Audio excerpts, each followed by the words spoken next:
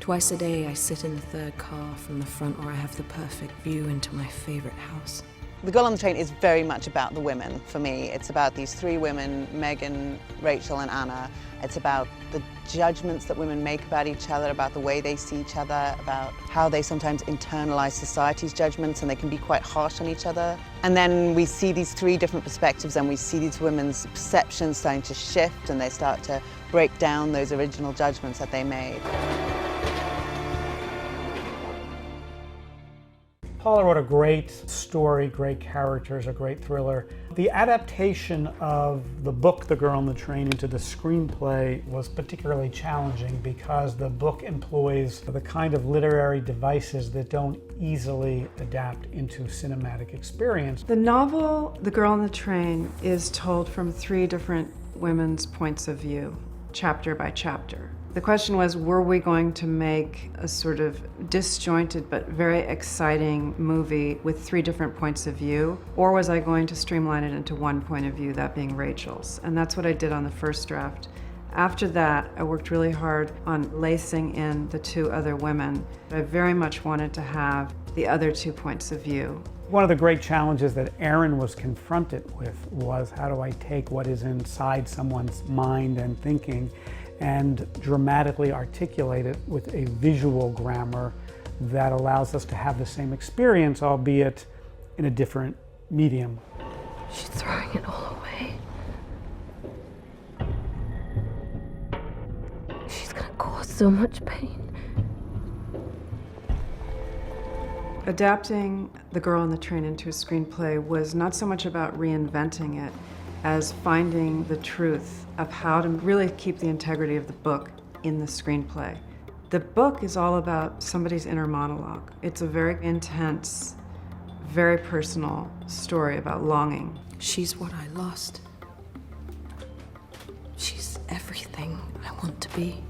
I needed to bring that inner monologue to the screen visually, and that was one of the most exciting things about adapting Paula Hawkins' book. I was thrilled to hear that Emily Blunt was playing Rachel. Rachel is rather tragic. Her ex-husband has remarried and has started a family, and Rachel has become an alcoholic.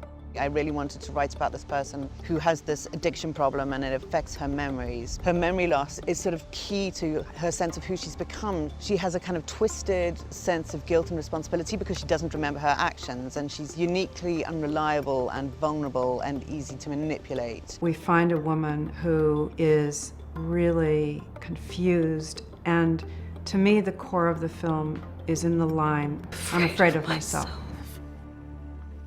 So much of the film is about peeling back the layers on three very complicated, very complex female characters. Why they're vulnerable to certain men, why they go on certain paths, what they feel about themselves. And that's a credit both to the adaptation that Aaron undertook and the film itself. I do feel it is a woman's movie in that it represents a sort of craziness in women and a lunacy and a desperation, and then a kind of a redemption that is very feminine. The male characters have a very different form of rage in the film, and that's kind of what I love about what Tate brought to it, the testosterone. I think his vision for the film is quite similar to my vision for the book. We talked about him keeping the sort of paranoid, claustrophobic atmosphere. As far as the author, Paula Hawkins goes, she's great. I knew she was my kind of girl when our first meeting was at the Claridge's over a couple gin and tonics. At 2 in the afternoon, I think it was. In our first meeting, I asked her would she had any requests. She said, just make it great and make it truthful. And she sent me off with very, very few conditions, which was great. Every day I tell myself not to look, but then I look. The Girl on the Train is a moving rear window. It's about a woman who's on a train watching the world go on without her. And finally she steps off the train and she enters the world and she enters her life and she finds herself and she becomes a player in her own life.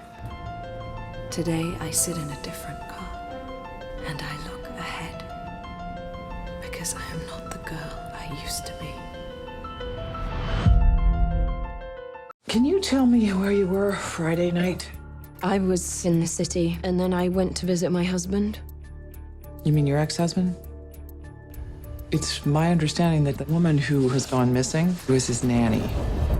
The book, The Girl on the Train, had all the ingredients of a great thriller, but also really interesting characters at the heart of it. When I look for material, I always start, no matter what genre, with character and the potential to explore a character and deepen a character. This book was told from the perspective of 3 women, and that really interested me first. Well, I think what I loved about the book, and actually what I loved about the script, is that it articulately managed to depict broken women, damaged women, and you don't see that in cinema very often. You see these women with all of their complications. The more you can deepen character and the dramatic elements, the more the thriller aspects just rise to the top. I'm not the girl I used to be. I think people can see it on my face. I play Rachel. When you meet her, she's riding the train to work every day. We are led to believe that she works in public relations. As the onion unravels, you quickly realize she has a severe drinking problem, and she's the most unreliable witness to what turns out to be a crime. And she's riddled with guilt and loneliness and desperation and the need for love and connection. Sometimes I catch myself trying to remember the last time I had meaningful contact with another person. I think that the interesting thing is that Rachel herself is so unstable and so confused and has a violent past that she herself could be a suspect. I need to remember. I need to remember. With Rachel, I think she's a victim of her own idealism. She was gonna marry the perfect man, have children, and live on the river. And a lot of times when you hold on to this idyllic setting and it does not go as planned, it's often hard to accept that. Maintaining my accent for the film is, number one, it's a sort of ode to the book. And I think that Tate liked the idea of me being even more isolated. She feels like a fish out of water. It's a lot of fun to play parts like that because they're so different from you. I felt it. I felt pure rage.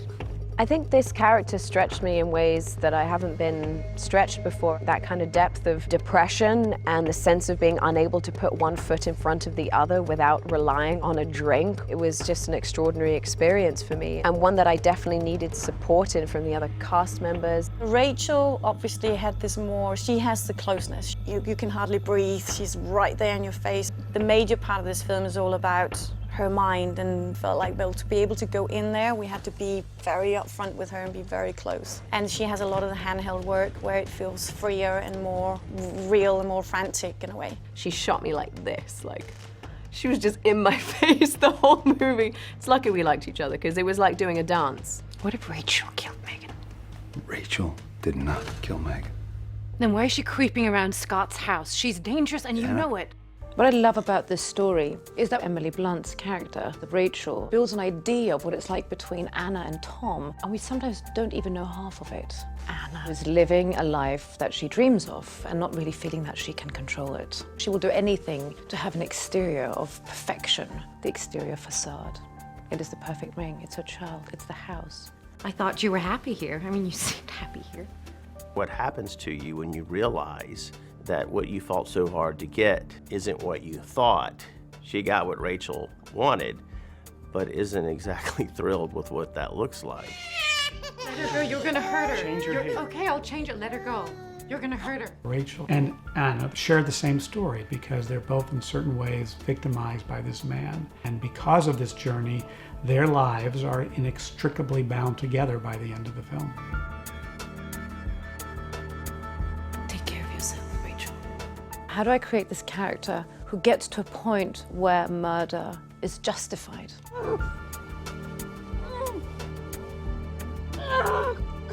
And then you have to work from that point and work yourself backwards to a point where you actually loved someone. Where was the turning point? It's the subtleties of finding the moments where Rachel and Anna connect. We go so intensely into all of these people's fantasies, and that becomes a reality. And I love that. Anna, she's caged in this house. She's in there, and there was more like a static feel, and she's often behind another layer of like, glass, or so something about distance, so very different from Rachel's. I can't just be a wife anymore.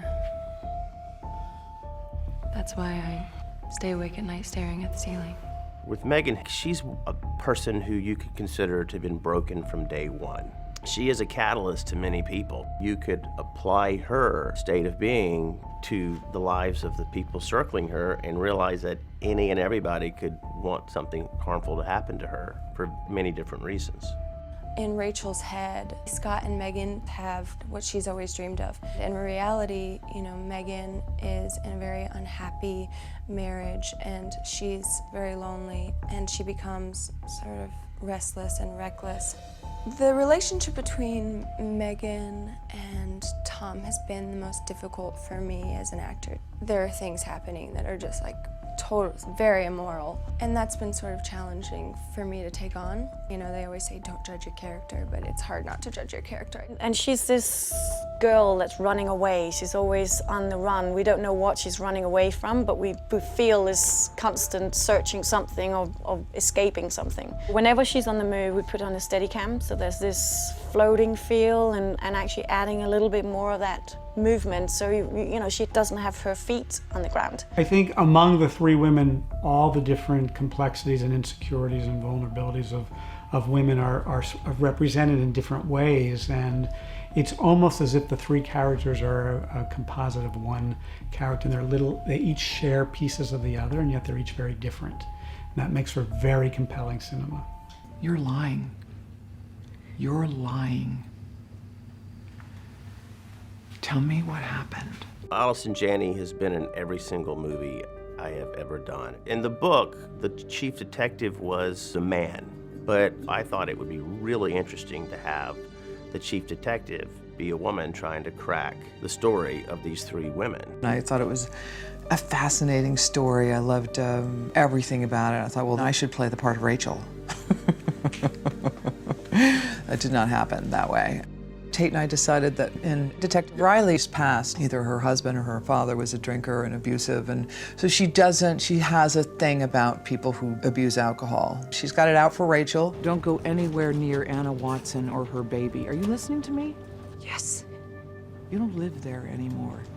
Usually you're casting men and then you cast the girl. And here was, how do we cast what could be the boy in the film or the boys, but still make them really interesting? It's gonna be fine. Isn't it always fine? Don't they always make everything fine?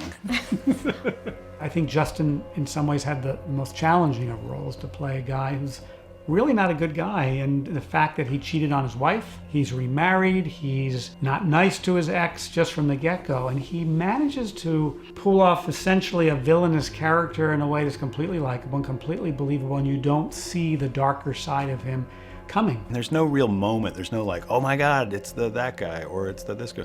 It's this sort of slow laying down of cards, are the thing that finally lead us to our conclusion. The only real decision I had to make was, at what point does someone become a murderer? As far as he's concerned, all related to his ego. And if someone's going to sort of, depants him in a way, he makes that sort of snap decision to kill someone. My wife is dead, and you're lying to me. Luke Evans plays Megan's husband, and I really wanted someone who had an edge to him, but also could bring the humanity and the sense of loss when a wife is missing, but yet keep you guessing the whole time. The challenge with the role for me was to not give away too much too early, and try and get the audience on side and sort of make them question who they want to believe, because for the most part of the story, you have to choose who you want to believe. It's an interesting thing to play, knowing that the majority of the audience members watching this film will be suspecting him of being guilty. You don't have to be afraid of being alone. You're not alone. I wanted a really sexy, strong actor to play Abdic. And I thought of Edgar Ramirez, and I called Edgar up and I said, Edgar, would it be weird if a Venezuelan had the last name of Abdic, first name Kamal? He goes, absolutely not, we're a melting pot. I could totally be Kamal Abdic. And I said, all right, come on up. As an actor, you listen a lot, and that's what a therapist does. And it was very interesting for me also to explore something that I've never done before. You want to talk about that? Movies are hard to make, and therefore I think my philosophy is they should be fun. My sets are very loose, they're very fun, they're very relaxed, very collaborative situation. I really love working with Tate. He's very sensitive and very courageous and daring. And I think that those elements are pivotal to tell a story like this. I think what's so special about Tate's films, they are as equally fun and entertaining, no matter how dark the subject matter is. He sees the big picture as someone I've never seen anyone with such sight. I mean, there's a reason to why we do everything. It was a really fun set. It was definitely a set where you felt emboldened to try anything, and Tate didn't straitjacket any of us in any way. What I needed more than anything to play this part was confidence, and I think that it was a set that was infused with that for everybody. A lot of the film is like a puzzle, and there are little pieces that come into focus and then they sort of rack out of focus, and then other pieces come in. In the midst of this thriller, the frailty of human nature and the way that we all can second guess ourselves, and ultimately that triumph, I think, is very empowering.